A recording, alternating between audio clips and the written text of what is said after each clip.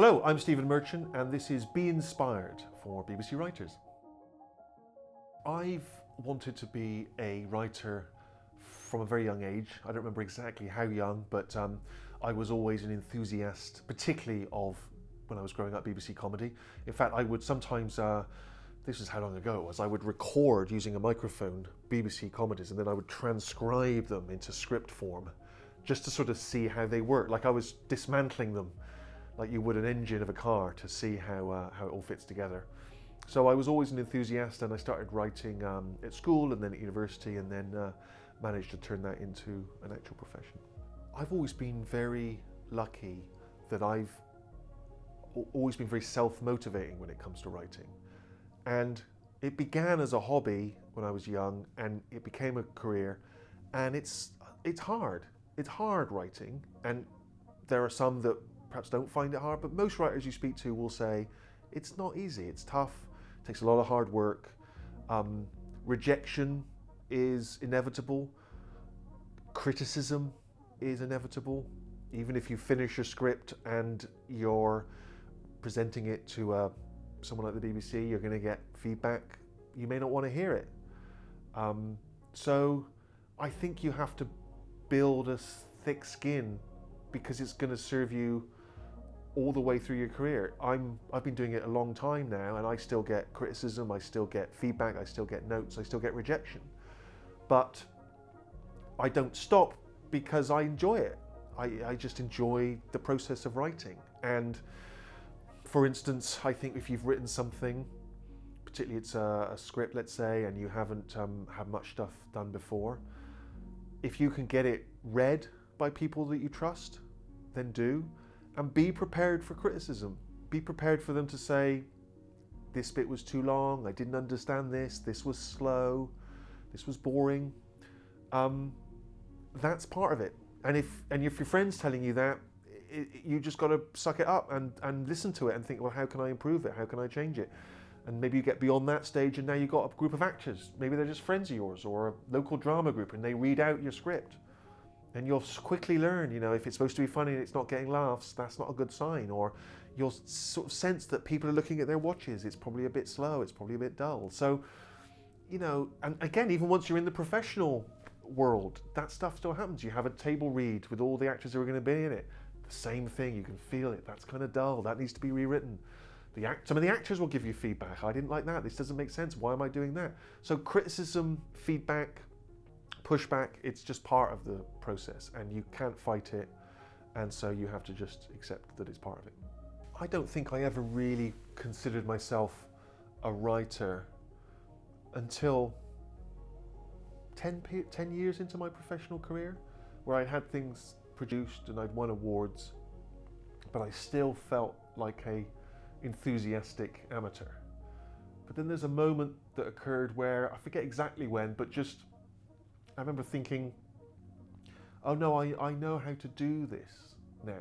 And doesn't mean everything you write is going to be brilliant or perfect, but you've done it enough that you sort of you're starting to see the same issues, problems coming around and how to solve them. You just have enough experience under your belt that it feels like a profession and not just a well-paid hobby. But it took a while. I don't normally suffer from writer's block in the purest sense of, completely unable to think of anything or to put anything down. But very often I'll run into a brick wall and I can't quite see how to solve a particular problem in the script, or I'm trying to write a scene and it's just kind of flabby, or it's not working, or I can't get motivated on it. And there are various tricks I use. Sometimes it's to discuss it with someone, sort of a trusted, either another writer or someone, if you're collaborating with someone else, a collaborator or a producer, just talk it through. Why is this not working? Why can't I get this? Sometimes I'll watch a documentary or another TV or movie that's perhaps in a similar territory, and sometimes that will unlock something for you. Not that you're copying it, but you'll think, oh, okay, right, no, yes, that's what I need. That's the missing piece of the puzzle. Sometimes it's not even you could be writing a thriller and you watch a rom-com, but sometimes something will just suggest itself, like a narrative trick or a device or something that will just unlock something for you. And so it's sort of finding kind of workarounds. Sometimes it's just go away and leave it for a while and come back to it. But just as I think the more you write, the more you find these kind of ways of getting around the roadblocks. The thing with creating good characters is it's about what's the genesis of the character, right? So it might come from observations you've made of types of people in life that you've maybe encountered. Sometimes I've done a character that I saw someone in a documentary and I thought, oh, that's a vivid character. And then just a few things they say or do kind of spark something in you and you think, that's an interesting person, and I'll expand on that idea.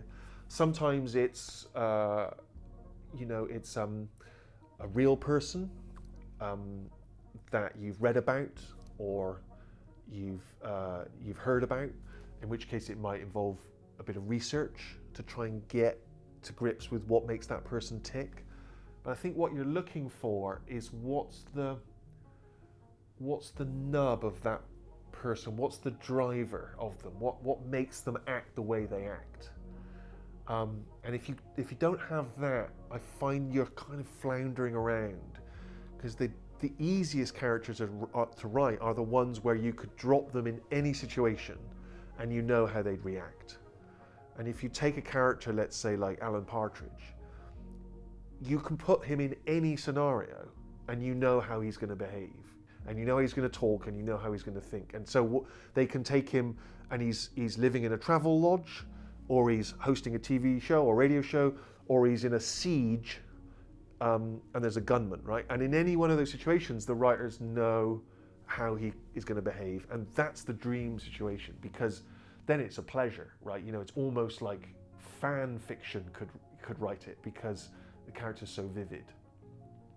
And that's a hard place to get to, but that's what I think you're always aiming for, is sort of how would that person, you need to know how they're going to react, behave in any situation you throw them in.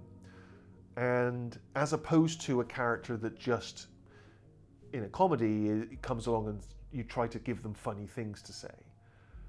And that might work in a stand-up set, but it's in a comedy or in a drama, they need to be saying those things for a reason, and it's because it's built into who they are as people. And so that's the thing I'm always trying to find, is like, what's the thing that unlocks the character so you understand what makes them tick. And it's hard to do. And sometimes you've got a character that you're kind of into, but then at some point, I don't know, they feel like they're too familiar, or they're a cliche, or you've seen them before.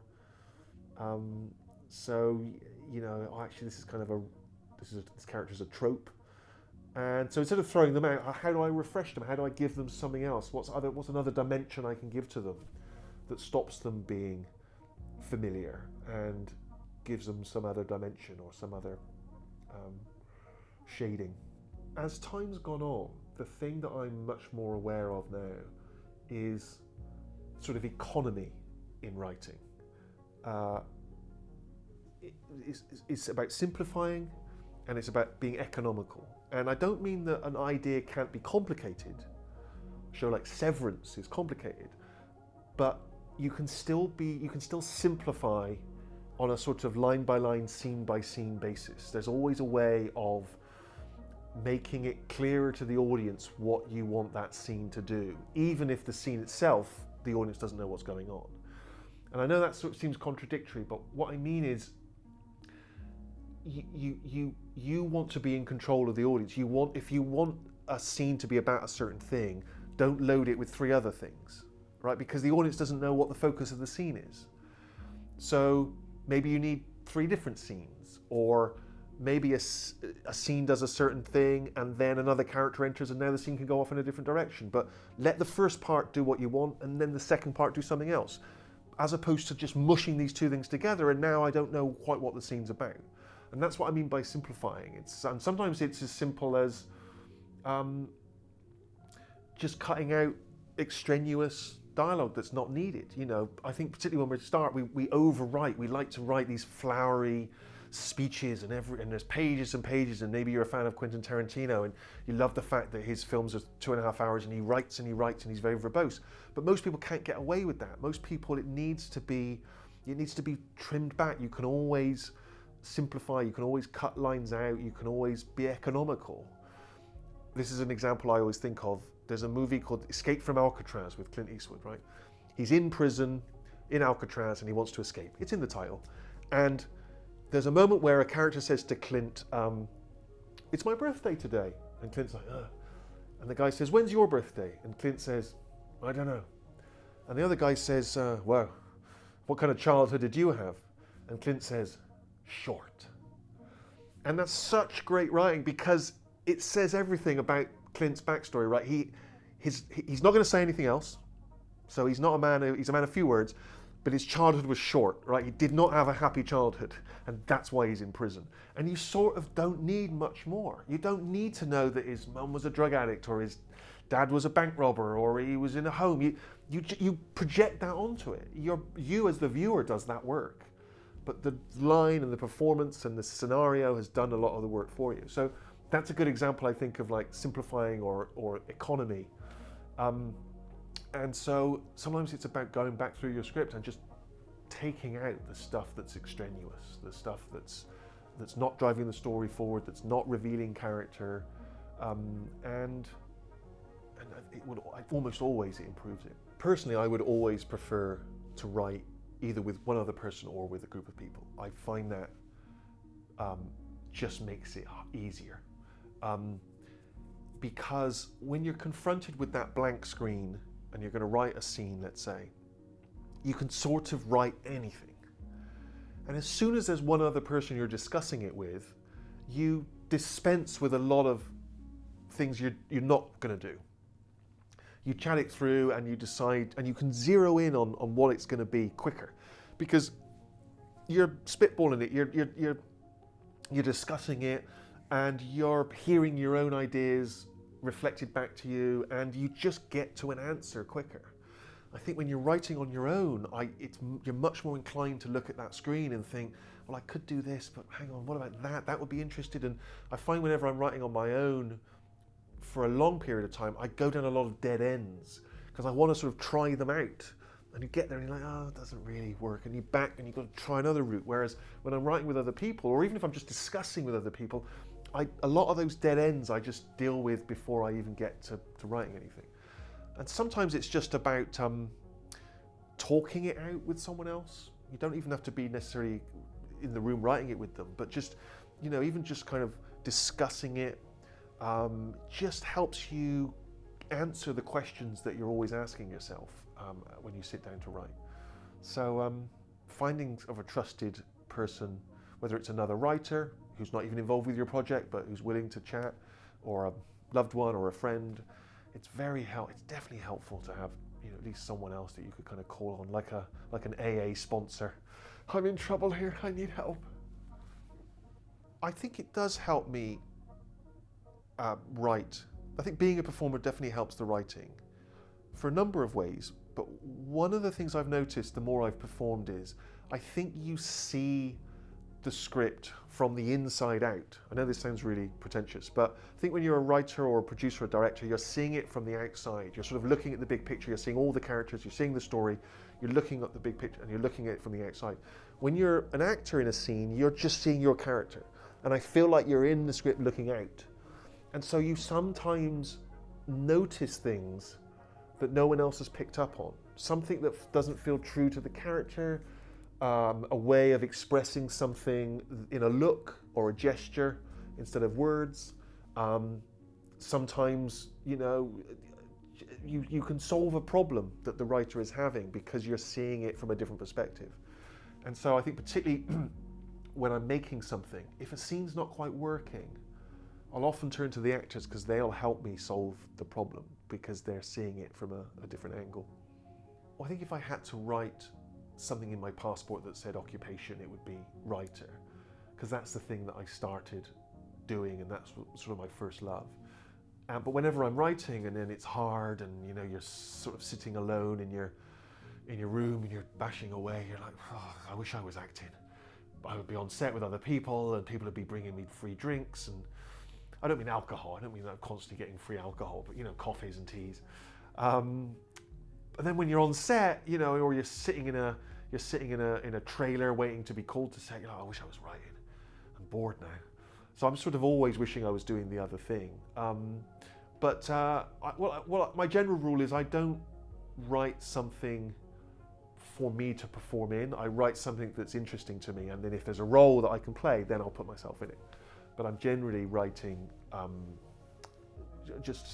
what's the interesting project, and then like I say, if there's a role, I'll throw myself in. I think the place always impacts the story. I mean, I remember even when we did The Office, we drove around Slough with someone who was a local, just to familiarise ourselves with Slough, because we just wanted a sense of where the characters might live, and what the kind of shopping precinct was like, and just because even if that's never referred to in the script, it just adds a bit of texture as you're writing, because you can kind of picture their home, the pub they might drink in, the office itself, where that might be, how they drove to work, does it have a car park, and I know that seems pedestrian, but it starts to help build that picture of the person or of the world that you're writing about, in just the same way that the actors' costumes or the location or the set, all those other things ultimately will inform the project. And if you're a novelist, I mean, people like John le Carré used to travel to far-flung places if they were going to write about them and sort of immerse themselves in it, right? Because it gives an authenticity to the writing. And because when you're writing a narrative or a script, you feel like, oh, well, someone else will take care of the locations or the costumes or whatever. But just for you to have a vivid sense in your head, even if you never mention it on the page, is going to help you. If not at the writing, it's going to help you down the line when you're going to go, well, that doesn't feel authentic. I don't think they would drive that car. I don't think they would live in a house like that. And but sometimes it's on a more macro level, like with the Outlaws. It's set in Bristol, and I felt like I knew Bristol, and I knew the kinds of people that lived there and worked there, and the attitudes, and the different kinds of attitudes, and again the sort of socio-economic makeup of the city, and therefore I could sort of have characters that corresponded with that, because I sort of knew, oh, well, I remember a guy from school who was like that, or it was a guy I met when in the pub once who, and I just, it starts to feed into the DNA of the show in ways that aren't always obvious. They just, I don't know, I do think that specificity is helpful in writing. It just makes it feel more unique. It makes it feel true to you. I think when you try to write in just general terms, it starts to feel phony in some way. And I think, in a weird way, the more specific you are, the more universal something can be. Because even if no one's ever been to Bristol, they'll recognize that type of person or that type of experience, because there'll be a correlation where they live, almost certainly. But yeah, I think if you're trying to be too general, it just feels phony. I would definitely take Billy Wilder's The Apartment, sort of romantic comedy drama from the early 60s, a movie, chiefly because it's endlessly rewatchable, but also just from a writing perspective, it's just an immaculate script.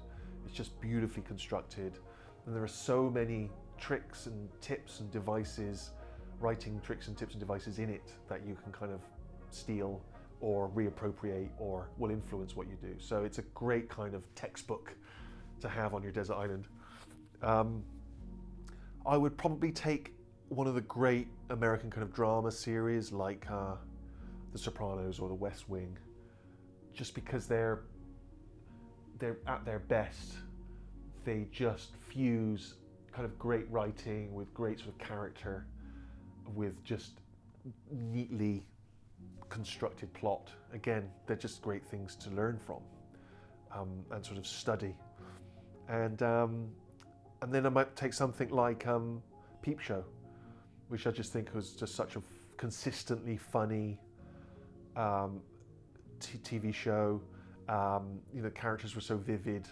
You had that unique kind of point of view sort of style, and it sort of never really dropped the ball. It just was always good, and it rewards repeat viewing.